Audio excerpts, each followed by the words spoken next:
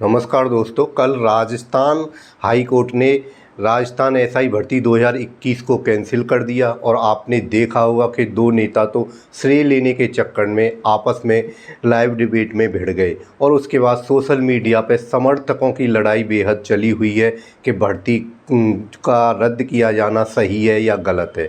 तो मैं आपको बता दूं कि भारतीय न्यायपालिका बहुत स्ट्रॉन्ग है और भारतीय न्यायपालिका भारतीय संवैधानिक और जो भारतीय लोकतंत्र के लिए जो बहुत इम्पोर्टेंट मुद्दे हैं उन पर कई बार आगे चढ़ के बहुत अच्छे डिसीजन लेती है। आपको पता होगा 71 के दशक में भारतीय न्यायपालिका ने ही आयरन लेडी कही जाने वाली इंदिरा गांधी के चुनाव को रद्द कर दिया था। तो यहाँ पे भी एक ऐसा ही मुद्दा है, वो मुद्दा है भ्रष्टाचार का।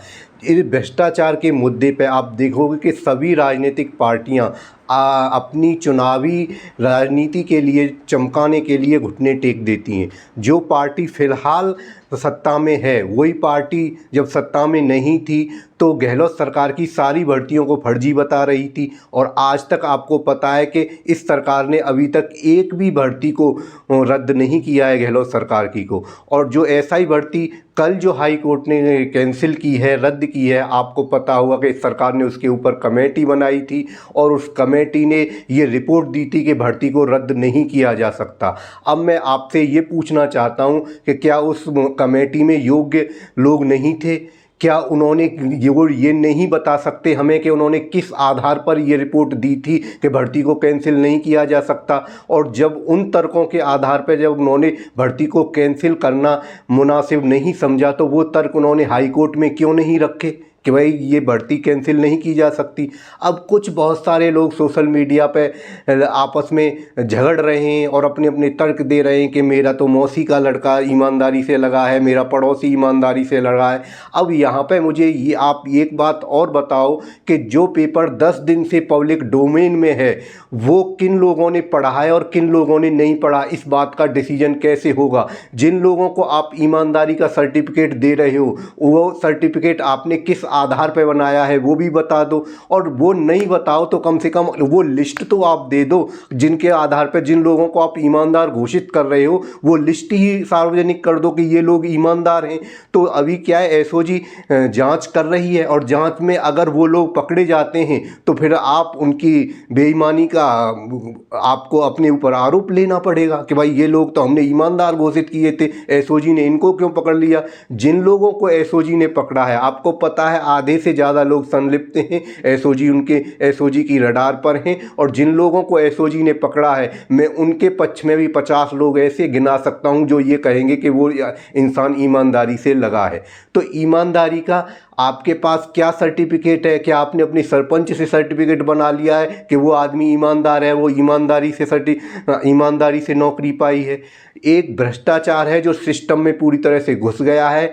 हाई कोर्ट ने पूरे आयोग को ही भ्रष्ट बताया है। ये बहुत बड़ी हिम्मत दिखाई है न्यायपालिका ने हमारी ने। आपको समझना पड़ेगा जो लोग कुछ ईमानदार लोगों के साथ ज्यादती हुई है। तो मैं आपको बता दूं कि कोई भी इंटेलिजेंट लड़का जो पेपर आउट होने के बाद भर्ती में सेलेक्ट हो गया वो किसी एक भर्ती के ऊपर अपनी ज़िंदगी को कुर्बान नहीं करता। दूसरी भर्तियों 3 साल से दूसरी भर्तियों में उसे बैठने का बहुत सारे अवसर मिले होंगे, वो दूसरी भर्तियों में भी बैठ सकता था।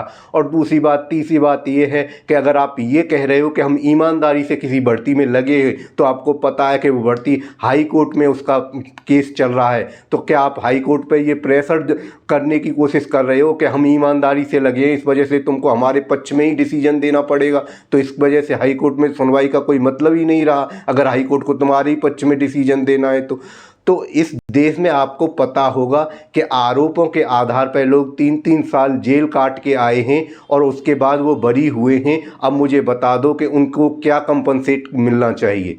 तो वो चीज़ होती है।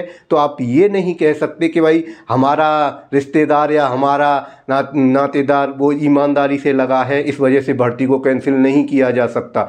हाई कोर्ट ने बहुत अच्छा डिसीजन लिया है और ऐसे डिसीजन होने चाहिए। भ्रष्टाचार के खिलाफ सभी राजनीतिक पार्टियां जो कहीं ना कहीं मजबूर दिख रही थी कार्रवाई करने के लिए, वहाँ पे न्यायपालिका ने एक बहुत अच्छा निर्णय लिया है और ये चीज़ होनी चाहिए। कोई भी आप ये कह रहे हो कि अगर कोई ईमानदार लोग उसमें, मैं मानता हूँ कि एक दो लोग ईमानदार लोग उसमें ईमानदारी से लगे होंगे, लेकिन वहाँ पे सबसे बड़ी प्रॉब्लम ये है कि आप ईमानदार और बेईमानी की छटनी कैसे करोगे। आप दूध और पानी जब आपस में मिल चुके हैं तो आप दूध और पानी को कैसे अलग करोगे। और यहाँ तो हम ये भी नहीं जानते कि दूध को हम आइडेंटिफाई कैसे करेंगे और पानी को आइडेंटिफाई कैसे करेंगे। जब इतने सारे मुद्दे हैं तो हम, जब भ्रष्टाचार के लिए सुप्रीम कोर्ट ने भी बंगाल की एक भर्ती को पूरी तरह से रद्द किया है, उन्होंने 3 साल में जो वहाँ के शिक्षकों को सैलरी दी गई थी उसको भी मैं ब्याज लौटाने का आदेश दिया है।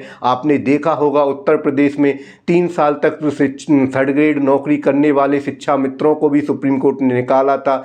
तो बढ़ती एक जो ज़मीन से जुड़े हुए लोग हैं उनके लिए सरकारी भर्ती बहुत ही एक सपना होता है, और सरकारी भर्ती की निष्पक्षता अपने आप में सबसे ज़्यादा महत्वपूर्ण है, और वो निष्पक्षता एकदम से बनी होनी चाहिए। अगर एक भी अभ्यर्थी अगर बेईमानी से लगा है तो पूरी भर्ती पर सवाल उठना लाजमी है। जब एक बेईमानी से लग सकता है तो 100 बेईमानी से लग सकते हैं, 1000 भी बेईमानी से लग सकते हैं। Thank you.